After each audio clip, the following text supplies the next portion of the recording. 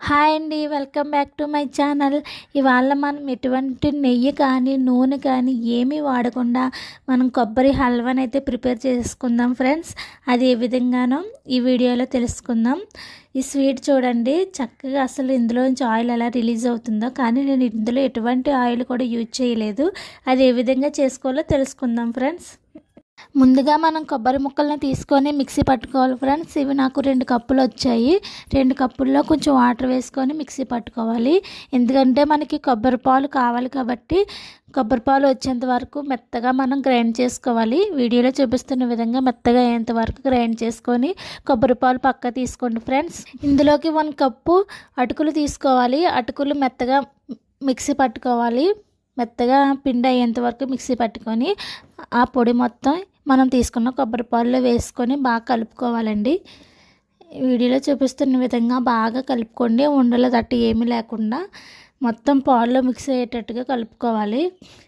ఈ విధంగా కలుపుకున్నప్పుడు ఫస్ట్లో స్టార్టింగ్లో నీరులా ఉంటుంది, కానీ అది మెత్తగా ముద్దలా తయారైపోద్ది ఫ్రెండ్స్. చూడండి 5 నిమిషాలకి ఎలా ముద్దలా తయారైపోయిందో.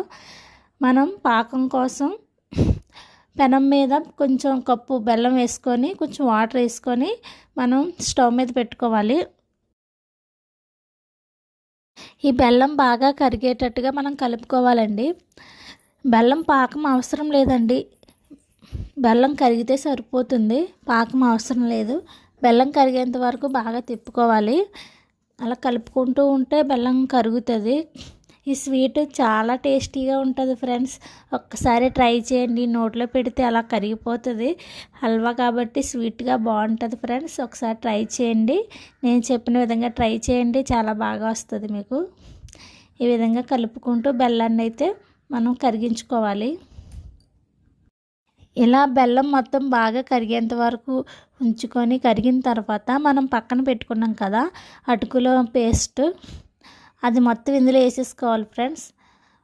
పేస్ట్ మొత్తం బెల్లం వాటర్లో వేసేసుకోవాలి. చూడండి ఇది ఎంత గట్టిగా పడిపోయిందో. అలాగే ఫస్ట్లో వాటర్లో ఉంటుంది, తర్వాత గట్టిగా ముద్దలా అయిపోద్దండి. దాన్ని మనం ఈ బెల్లం పాకంలో వేసేసుకొని కలుపుకుంటూ ఉండాలి ఫ్రెండ్స్. ఈ మిశ్రమం మొత్తం ఇందులో వేసేసుకొని మనం కలుపుకుంటూ ఉండాలండి.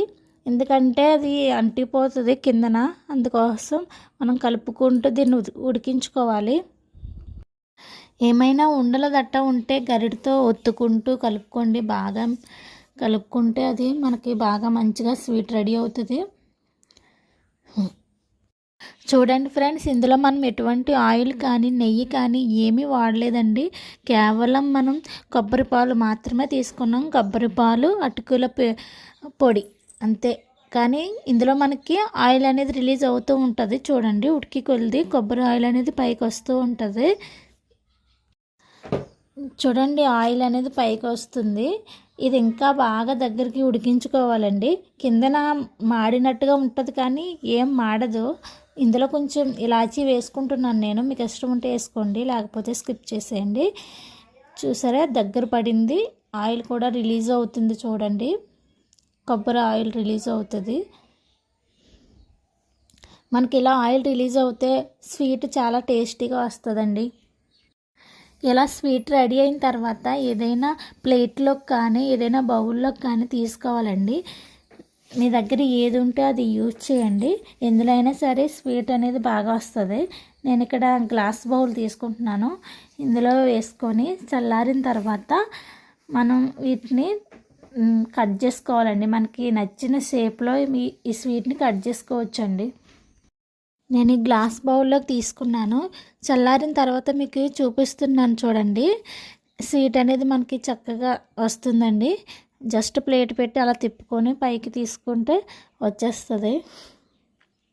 ఈ బౌల్కి నేను ఎటువంటి ఆయిల్ కానీ ఏమీ అప్లై చేయలేదండి. జస్ట్ స్వీట్ వేసాను అంతే. చూడండి ఎంత చక్కగా వచ్చేసిందో. దీనిని మనకి నచ్చిన షేప్లో కట్ చేసుకోవచ్చండి. ఈ స్వీట్ చాలా సాఫ్ట్గా నోట్లో పెట్టుకుంటే అలా కరిగిపోతుంది ఫ్రెండ్స్. నిజంగా చాలా టేస్టీగా ఉంటుంది. ఒక్కసారి ట్రై చేయండి మీరందరూ. ఈ వీడియో కనుక మీకు నచ్చితే లైక్ చేయండి, షేర్ చేయండి. మరిన్ని వీడియోస్ కోసం నా ఛానల్ని సబ్స్క్రైబ్ చేసుకోవడం మర్చిపోకండి ఫ్రెండ్స్. Bye friends.